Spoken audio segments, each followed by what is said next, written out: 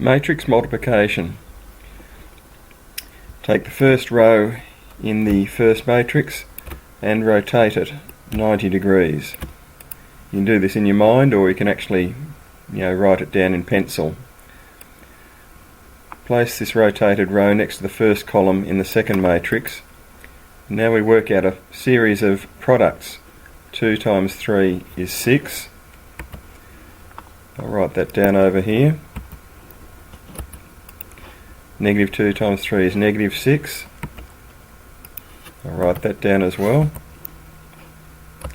And finally 1 times 4 is 4. I'll write that down. Now I'll find the sum of these products, in which case for this example the sum is 4.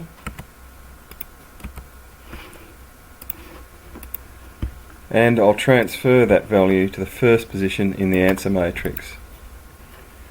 Now I'll just delete the calculations because I'll need these spaces for the next calculation.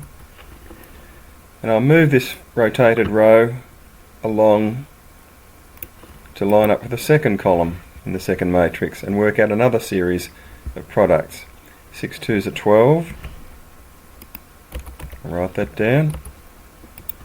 4 3s are 12. I'll just copy this one.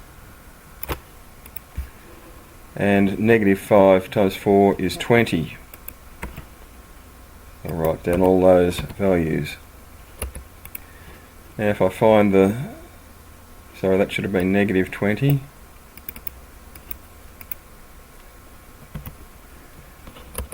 Now if I add up these values, 12 and 12 is 24, plus negative 20 is actually 4 again. So that's just a coincidence in this case. And I'll transfer this to the second position in the answer matrix. I'll just delete the calculations and now move this rotated row to the final column in the second matrix and work out another series of products. 2 times 0 is 0. 1 times 3 is 3.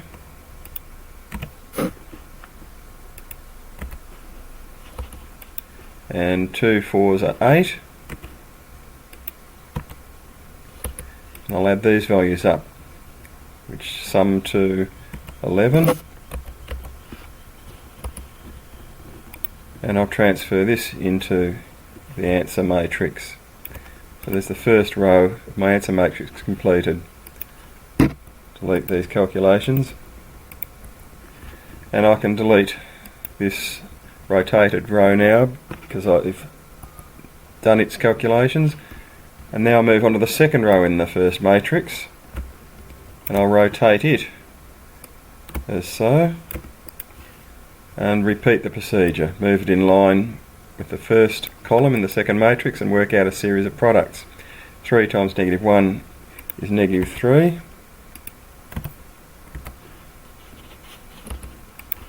Negative 2 times 5 is negative 10.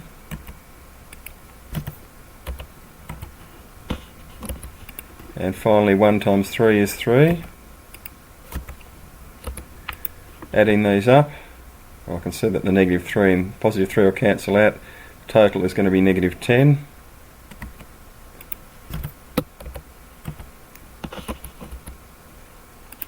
And I'll put this in the next position in the answer matrix. Delete the calculations and move the rotated row to the next column.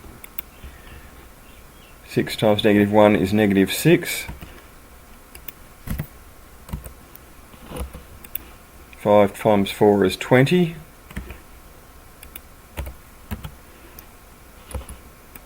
And negative 5 times 3 is negative 15.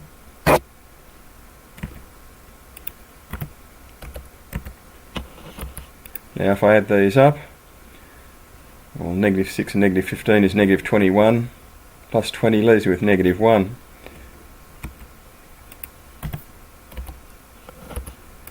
And I'll put this in the next position in the answer matrix. Now I move to the final position. I can get rid of those actually, it doesn't really matter. 0 times -1 is -1. No, it's not, it's 0. 1 times 5 is 5. And 2 3s are 6. That makes a total of 11. So I'll place that in the final position in the answer matrix. Now notice that if you ever forget which position you're up to, the last one we did was row 2 times column 3, so it goes in row 2 column 3 in this position here. Or just remember, we fill across and then go down to the next row and go in that direction. Also notice that the order of the first matrix was a two rows, 3 columns, so it's a 2 by 3.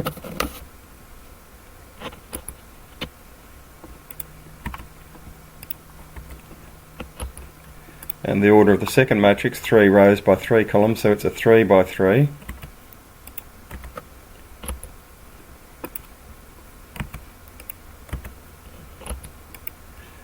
And for matrix multiplication to work, these two middle numbers must be the same, because we need, when we rotate that row, we need a match. We need the exact same number, in this case 3 numbers that match up with each other. Notice the outside numbers, the 2 and the 3, give the order of the answer matrix, 2 rows by 3 columns. So take that 2 there and that 3 there, that gives us the order of the answer matrix, which is sometimes a question you're asked. Without having to calculate the answer matrix, you can just say what the order is. That completes matrix multiplication.